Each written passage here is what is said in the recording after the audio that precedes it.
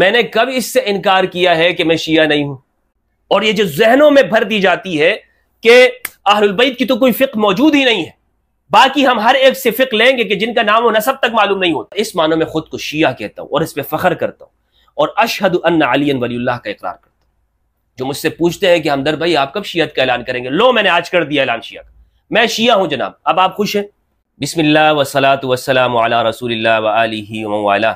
السلام علیکم ورحمۃ اللہ وبرکاتہ۔ شیعہ سنی دونوں حلقوں میں بعض افراد کی جانب سے مجھ پر دو سوال قائم کیے جاتے ہیں، بلکہ دو اعتراضات بنائے جاتے ہیں، اور یہ صرف عوام الناس کی جانب سے نہیں ہے، بلکہ جو علماء اور اسکالر حضرات ہیں وہ بھی یہ سوال اور اعتراض پوچھتے رہتے ہیں۔ عمومی طور پر میں اپنی ویڈیوز کے اندر ان سوالوں کے جواب مختلف مقامات پر دے چکا ہوں، لیکن آج خصوصی طور پر ان دو سوالوں کو ایڈریس کروں گا۔ اور ہمارے عوام الناس بھی پوچھتے ہیں اور علماء بھی اس پر گفتگو کرتے ہیں۔ مثلا ہمارے سنی علماء یہ بات کرتے ہیں کہ اگر مفتی ہمدرد لوگوں کو شیعہ ہونے کی دعوت دیتے، حالانکہ میں نے ایسا کبھی دعوت نہیں دی، کبھی میں نے ایک لفظ بھی ایسا نہیں کہا، لیکن وہ چونکہ یہ سمجھتے ہیں کہ میں لوگوں کو شیعہ بنا رہا ہوں، تو وہ کہتے ہیں کہ یہ خود شیعہ کیوں نہیں ہو جاتا۔ یہ سنیوں کی طرف سے ہے۔ اور ہمارے شیعہ برادران وہ یہ سوال کرتے ہیں کہ اگر ہمدرد مفتی ہمدرد یہ اہل البیت کی فقہ کی بات کرتے ہیں تو پھر خود شیعہ ہونے کا اعلان کیوں نہیں کرتے، اور خود کو فقہ حنفی کا فالوور کیوں کہتے ہیں، اور شیعہ طریقے پر نماز نہیں پڑھتے اور سنی طریقے پر نماز پڑھتے ہیں۔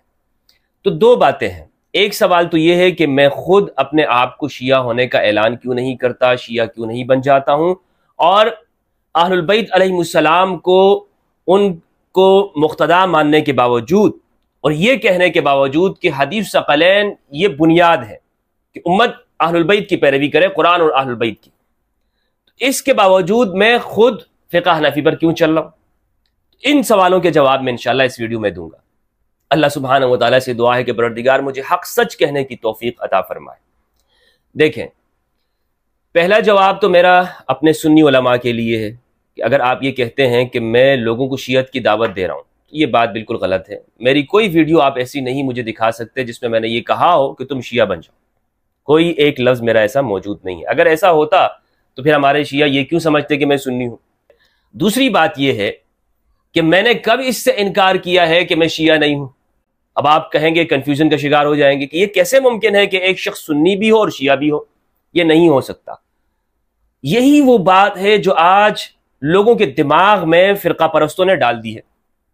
سنی اور شیعہ میں مغایرت، اتنی دوری اور فاصلہ پیدا کر دیا ہے کہ گویا یہ ایک دوسرے کے دشمن ہیں۔ ایک شخص سنی ہوتے ہوئے شیعہ نہیں ہو سکتا اور شیعہ ہوتے ہوئے سنی نہیں ہو سکتا۔ یہ بات دماغوں میں بھر دی گئی ہے اور امت مسلمہ آپس میں لڑی جا رہی ہے اور ایک دوسرے کے خلاف فتوے آ رہے ہیں، جناب ہم سنی حق پر ہیں، ہم شیعہ حق پر ہیں، دوسرے سب باطل ہیں۔ تو لہٰذا یہ جو دماغوں میں بھرا گیا نا صدیوں سے، اس کا خاتمہ ضروری ہے، ورنہ امت مسلمہ میں اتحاد کے نام سے یہ سب مذہبی چورن بیچ رہے ہیں۔ جب تک آپ ان چیزوں کو حل کرنے کی کوشش نہیں کریں گے، میں آپ کو جواب دیتا ہوں اس بات کا کہ سنی اور شیعہ دونوں ایک کیسے ہو سکتے ہیں۔ دیکھیں، سنیت کا کیا مطلب ہے؟ اہل السنت والجماعت، یعنی سنت کی پیروی کرنے والا، اہل السنت، سنت کو فالو کرنے والے۔ سنی کون ہوتا ہے؟ سنی وہ نہیں ہوتا کہ جو شیعہ نہیں ہوتا۔ یہ دماغوں میں ڈالی گئی یہ بات کہ سنی وہ ہے کہ جو شیعہ نہیں ہو، شیعہ کا مخالف ہو، نہیں۔ سنی وہ ہے کہ جو نبی صلی اللہ علیہ وآلہ وسلم کا پیروکار ہو، سنت محمد صلی اللہ علیہ وآلہ وسلم۔ یہ بات ہے یا نہیں ہے؟ ہمارے سب علماء اہل سنت یہ کہتے ہیں کہ ہم سنت کے پیروکار ہیں، لیکن اگر یہی معنی اس کا ہے تو پھر ایک شیعہ بھی سنت کا پیروکار ہے، ایک شیعہ بھی سنی ہے۔ ایک شیعہ بھی کیا ہے؟ وہ سنی ہے اس معنوں میں، اگر سنت سے مراد یہ ہے۔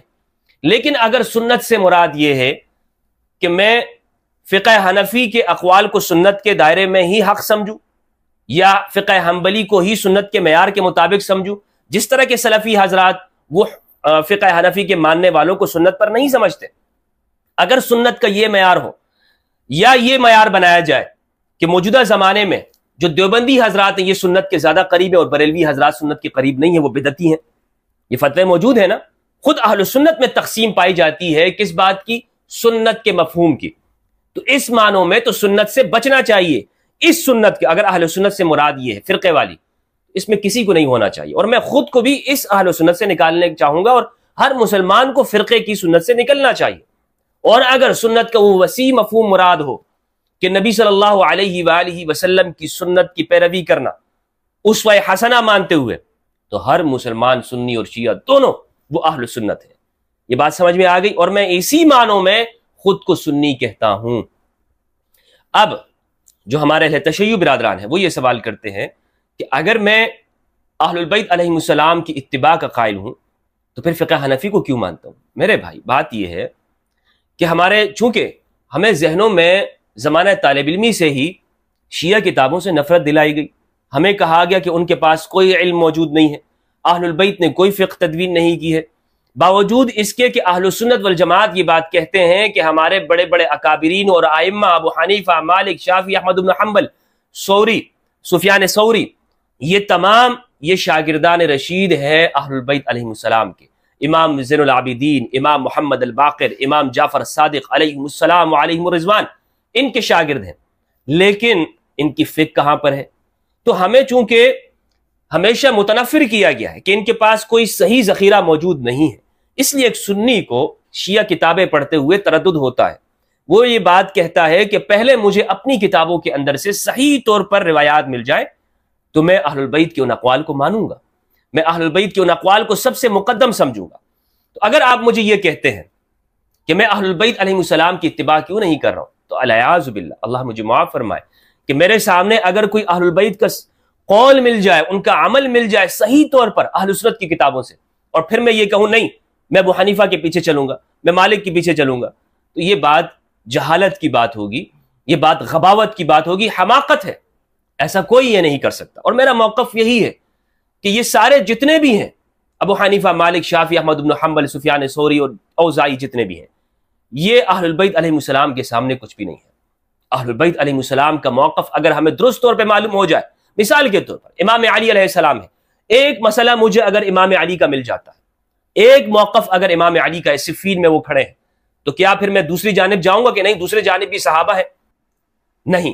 اگر میں دوسری جانب جاتا ہوں تو پھر میں حدیث ثقلین کی اتباع کرنے والا نہیں ہوں گا۔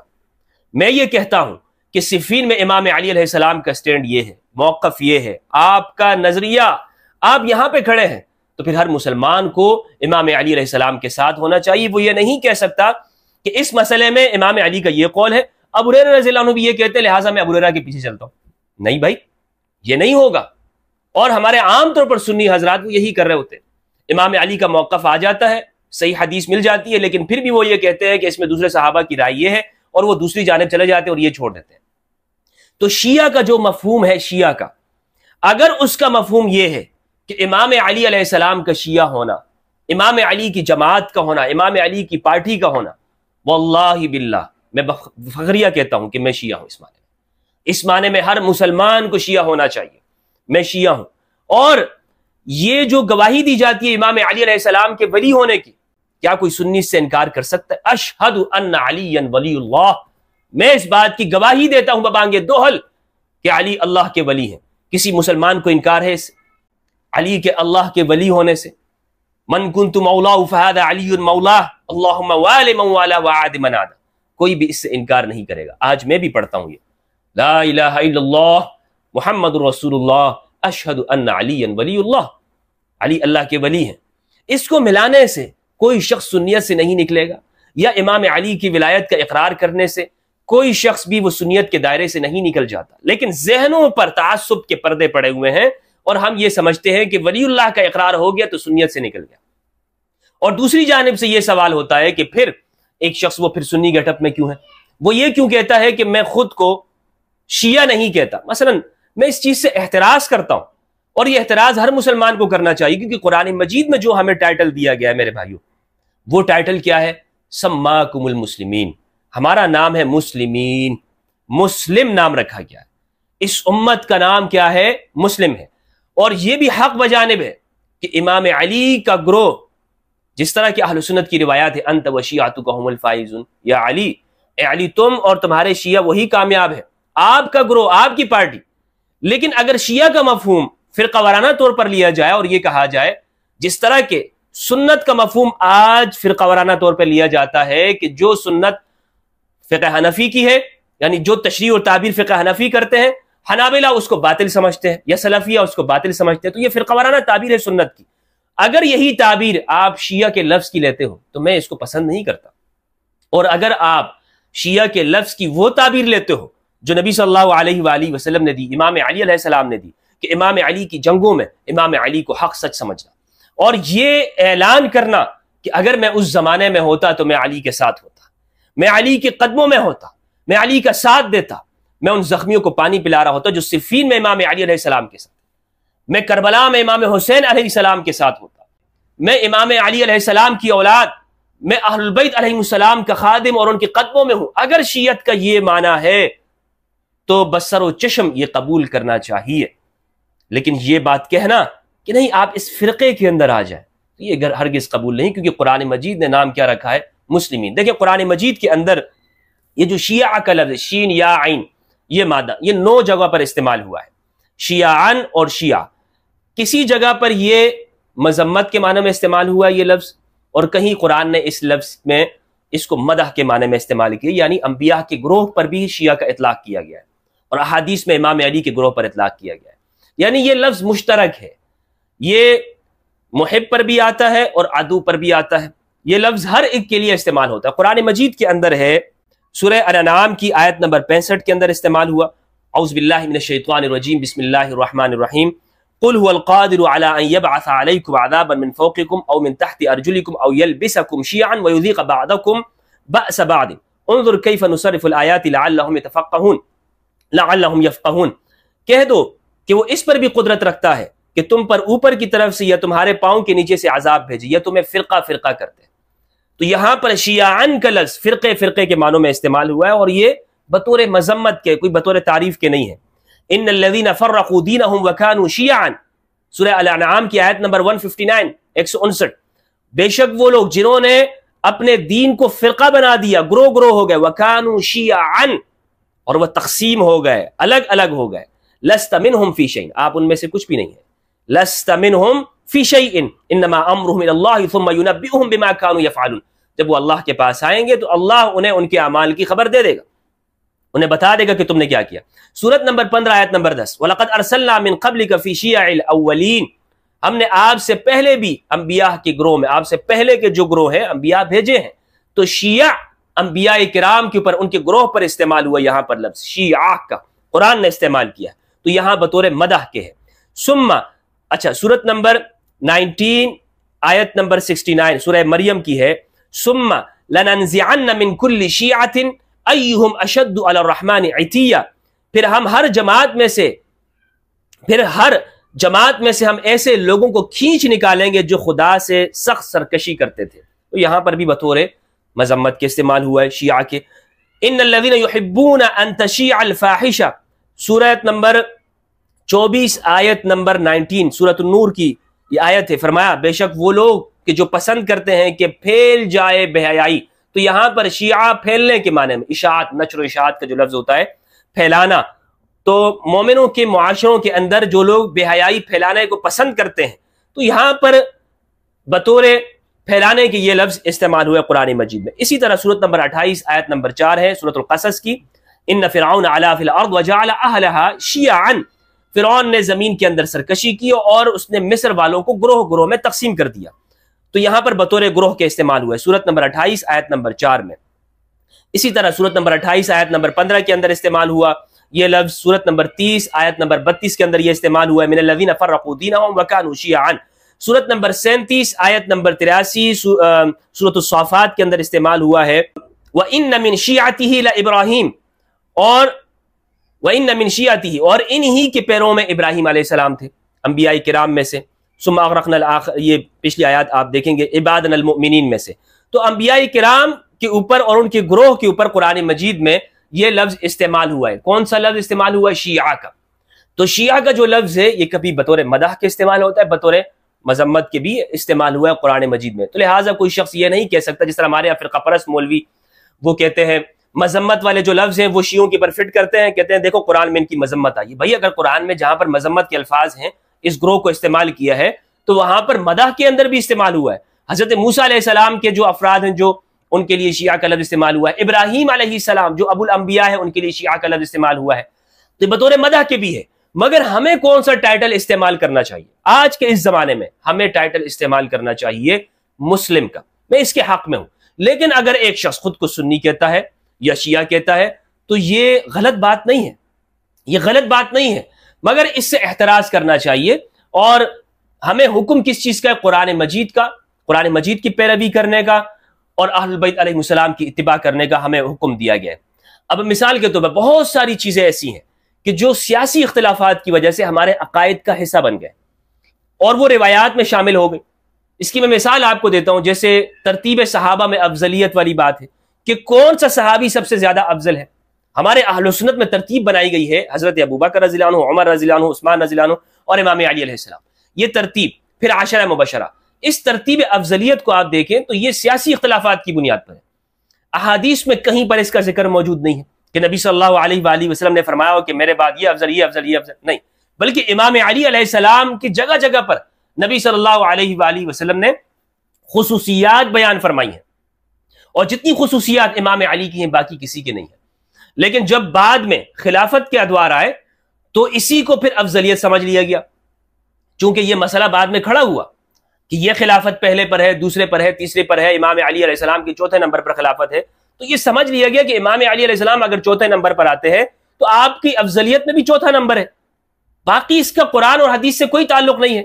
امام علی علیہ السلام یعنی اس ترتیب کا کہ سب سے افضل وہ ابو بکر ہے، پھر عمر ہے، عثمان ہے، علی ہے، یہ ترتیب کہیں قرآن میں بیان نہیں ہوئی ہے اور احادیث میں اس کا ذکر نہیں کیا گیا، مگر اسے سمجھ لیا گیا اور آج ایک سنی کی پہچان یہی قرار دے دی گئی۔ یہ ہے فرقہ واریت، یہ ہے اہل البیت علیہ السلام سے دوری، اور یہ جو ذہنوں میں بھر دی جاتی ہے کہ اہل البیت کی تو کوئی فقہ موجود ہی نہیں ہے، باقی ہم ہر ایک سے فقہ لیں گے کہ جن کا نام و نسب تک معلوم نہیں ہوتا، اور اہل البیت جو درخشندہ ستارے ہیں جو کہ قرآن اور اہل البیت جن کی جگہ جگہ پر اتباع کا حکم دیا گیا، ان سے دین ہم نہیں لیتے۔ اسی طرح حدیث عشرہ مبشرہ، یہ حدیث بھی سیاسی طور پر اس کو سمجھا گیا ہے، یعنی آپ اس حدیث پر اگر نظر ڈالیں گے کہ 10 وہ صحابہ جنہیں ایک مجلس میں نبی صلی اللہ علیہ وآلہ وسلم نے جنت کی بشارت دی، تو اس کے اندر اہل البیت کہاں پر ہے؟ سیدہ زہرا کہاں پر ہے؟ ایک انصاری صحابی اس میں نہیں ہے، جبکہ قرآن مجید نے جو ترتیب افضلیت بتائی ہے سورہ توبہ کی آیت نمبر 100، صحابہ کے حوالے، صحابہ کرام کو سمجھنے کے حوالے سے سورہ توبہ آیت نمبر 100 یہ تمام مسائل کو اشکار کر دیتی ہے۔ مثلا صحابہ کرام میں جو افضلیت کی بات ہے، قرآن کہتا ہے مہاجرین اور انصار افضل ہیں۔ کیا فرمایا؟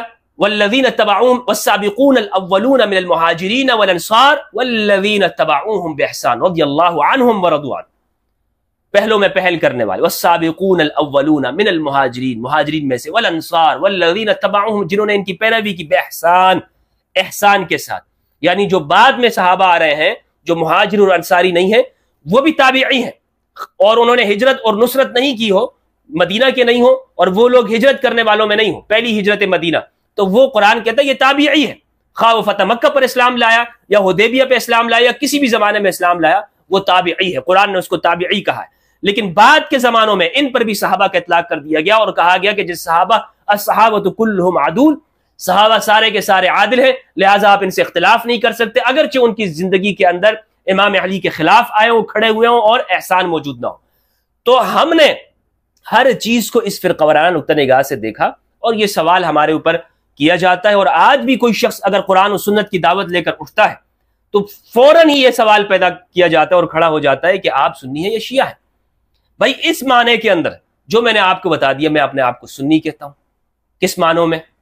اس معنوں میں کہ نبی صلی اللہ علیہ وآلہ وسلم کے سنت کے پیروکار، اور اس معنوں میں خود کو شیعہ کہتا ہوں اور اس پہ فخر کرتا ہوں، اور اشہد ان علی ولی اللہ کا اقرار کرتا ہوں۔ جو مجھ سے پوچھتے ہیں کہ ہمدرد بھائی آپ کب شیعت کا اعلان کریں گے، لو میں نے آج کر دیا اعلان شیعہ کا، میں شیعہ ہوں جناب۔ اب آپ خوش ہیں؟